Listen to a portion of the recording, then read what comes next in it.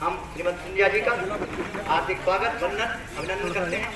Smart city development corporation एवं विकास आयुक्त हमसे मुख्य मंत्रालय भारत सरकार अभिनव आयोजन पानी में तैरने वाली पत्थर की नाव का लोकार्पण जलार्पण आपके समक्ष किया जा रहा है।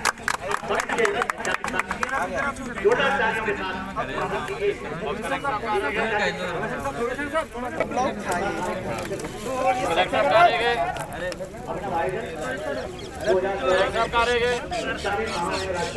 45 किलो का पत्थर 45 किलो का पहली बार हुआ मेरे जब मेरे को लगा कि इधर से उठा तो इधर से काटता था, जब इधर से लगा इधर से करता था। उसके बाद जब 45 बारी पर मैं तैला पाया।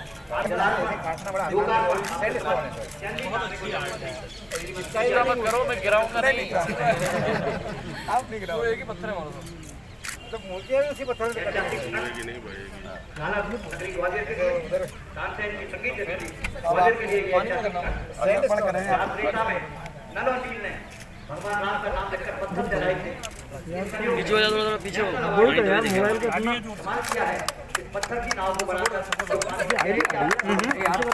कोई हाथ मत लो। जलार्पण कर रहे हैं केंद्रीय नागरिक उड्डयन मंत्री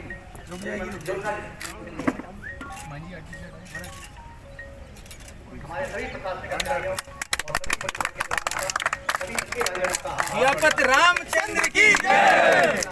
पवन बताना जो कि ग्वालियर की गौरव है। जो सर बारीकी सैंड स्टोन, ये बारीकी सैंड स्टोन में अपना सॉफ्ट स्टोन होता है उसमें तो आ जाएगा। बात आप देखो कि मतलब पानी बिल्कुल डुबोया है, जैसे डूबता तो उसको फिर आप सभी का श्रीमती सिंधिया जी का हमारे अधिकारियों का सभी आप सभी का हार्दिक स्वागत वंदन अभिनंदन। वास्तव में सर ये तो ग्वालियर का मिरेकल है वैसे। ये ऐतिहासिक क्षण राधा नगरी ग्वालियर के लिए ये ऐतिहासिक क्षण संगीत सम्राट तानसेन कितने दिन लगे तुमको? सर मेरे को इसको 40 दिन लगे बनाने में, पर मैंने 18 से 19 घंटे काम किया कंटिन्यू। अभी भी मेरी कमर में काला सा बहुत दर्द हो रहा है। 4 किलो बजे अच्छा मालिश वाला भेज दूं मैं थोड़ा। मेरे को सर प्रणब मुखर्जी राष्ट्रपति द्वारा भी नेशनल अवार्ड मिल चुका है विज्ञान का। बहुत जलार्पण वाकई में बहुत श्रीमती सिंधिया जी के कर कमलों पे हुआ है। तो कोई विशिष्ट जगह हाँ सीधा बट्टी से करना है इसको। सर मिनिस्ट्रीज में हम लोग मेमेंटोस भी देते हैं sir, so we can use so something from here and like use तो आपको अब यहाँ दुकान बना के बेचना चाहिए। बिल्कुल ये तो ग्वालियर की शिल्पकला के आधार पर इसको ब्रांडिंग करो। हाँ सर ब्रांडिंग करके इसके पीछे छाप लगना चाहिए। ग्वालियर शिल्पकला ग्वालियर शिल्पकार का एक थोड़ा क्रश बनाओ और ब्रांडिंग करो और फिर वो आपका ट्रेडमार्क बन जाना चाहिए और बेचो, फिर कमाओ इसमें से। केवल मुफ्त में नहीं करने का है, वो कमाने का है ताकि इन लोगों की आमदनी बढ़ पाए। सर यहाँ पे कुछ सिंगल पत्थर में बनाया गया मैंने ग्वालियर रेड स्टोन में। मॉल पीछे करना थोड़ा भव्य बनाया, भव्य चल साइड अब मुझे निकलने दो। चलिए और थोड़ा पीछे। अरे आप तो हट जाइए गुरु सामने से। बच्चे पढ़े और आगे बढ़े।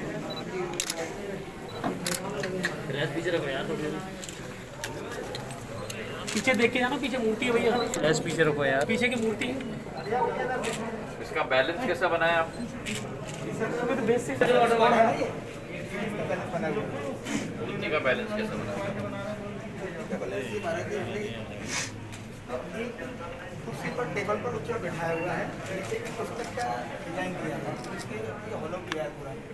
तो ये पूरा एक बैठी हुई मुद्रा में बनाया हुआ है।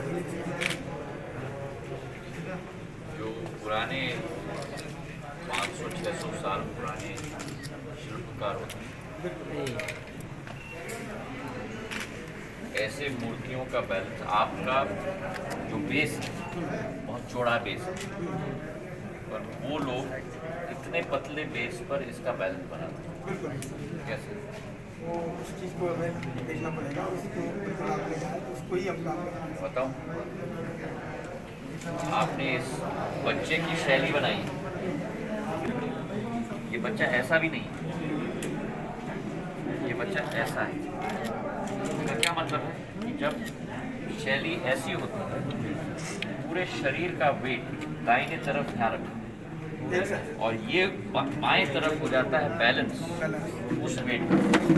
मार्बल या पत्थर का बनता है, बॉडी का बैलेंस, वेट इस तरफ और बैलेंस इस तरफ हो जाता है। तो जैसे कि आप अगर इसका पीठ देखोगे, इसका छाती जो है सीधा नहीं है, थोड़ा तिरछा है। थोड़ा तिरछा है, बिल्कुल तिरछा इसलिए क्योंकि वजन इस तरफ चला जाता है इस तरफ और ये इस तरफ बैलेंस आ जाता है। बिल्कुल। मैंने ये हार्वर्ड में पढ़ा है। वेरी गुड जॉब, बहुत अच्छा किया। हाँ, तो आई टोल्ड जयती जी कि अब वो थोड़ा ट्रेडमार्क करके बिल्कुल।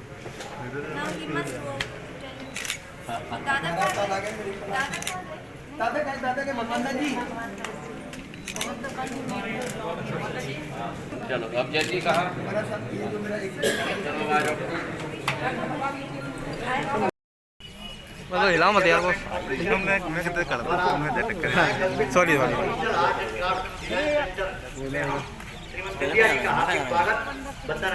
क्या है?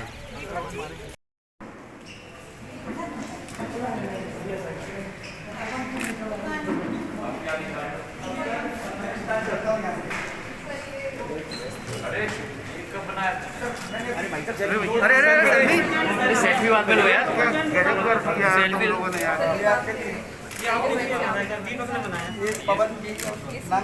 यार, सेल्फी वाले मेरे साइड में जा रहा है। सेल्फी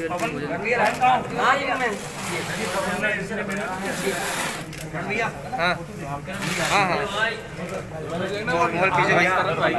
लो लो, आ जाओ आ जाओ, मेरे से ले लेना, कोई दिक्कत नहीं है। अरे अरे कमर्शियल स्टोन लेयर और ये सब डिजाइन में हम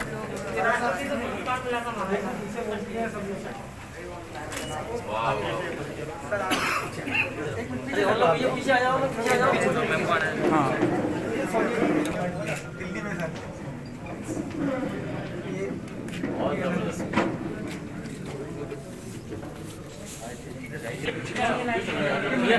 थोड़ा पीछे निकल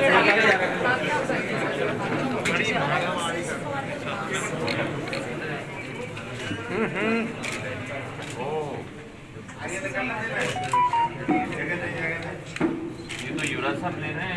बिल्कुल बिल्कुल बिल्कुल।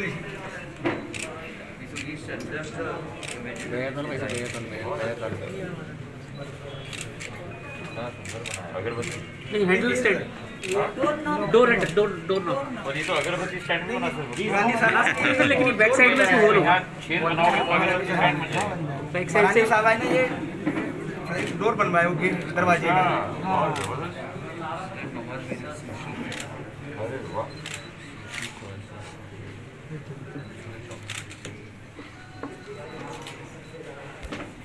भाई साहब भी आपको अनेक अनेक तरीके के डिजाइन दे रही है। बिल्कुल हमें सीखने मिल रहा है काफी।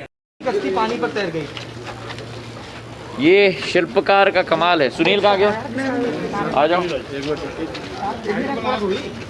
और पिताजी का क्या नाम है? गणेश विश्वकर्मा। नहीं, वो जो अभी आए थे उनका क्या नाम है? भगवान दास जी। सुनील का कमाल है ये। 35 किलो के पत्थर को 4.5 किलो में तब्दील करके कश्ती के रूप में तैरा दिया पानी के अंदर। ये कोई कमाल से कम नहीं है।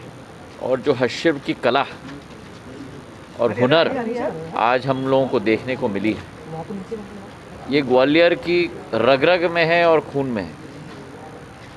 और इसको प्रसिद्ध बनाना, इसको मशहूर बनाना, ये हम लोगों का संकल्प है।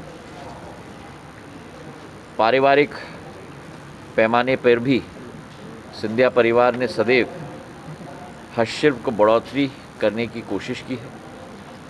ये एक बहुत पुरानी कला, 100 साल पुरानी ग्वालियर की है। और सिंधिया परिवार की इस पीढ़ी भी, चाहे मेरी धर्मपत्नी हो, मेरे नौजवान बेटे हो, सुनील और भगवान दास जी और ऐसे सभी लोगों के साथ मिलकर ग्वालियर के नाम को आगे करने की कोशिश हमारी है। प्रशासन को भी मैं बधाई देना चाहता हूँ। इतना सुंदर वातावरण तैनात किया है ये आर्ट्स एंड क्राफ्ट सेंटर में कि हमारे शिल्पकार यहाँ आके अपना हुनर को दिखा पाएँ, नौजवानों को प्रशिक्षण दे पाएँ। इस बात की मुझे बड़ी खुशी हुई है और सबको मेरे तरफ से बहुत बहुत शुभकामनाएं। आपने बैठक में पर्यटन को लेकर भी निर्देश दिए हैं, ग्वालियर के किस तरीके से? पर्यटन के विषय पर भी हमने बड़ी लंबी बैठक की है और मैंने 10 मुद्दे रेखांकित किए हैं जिसके आधार पर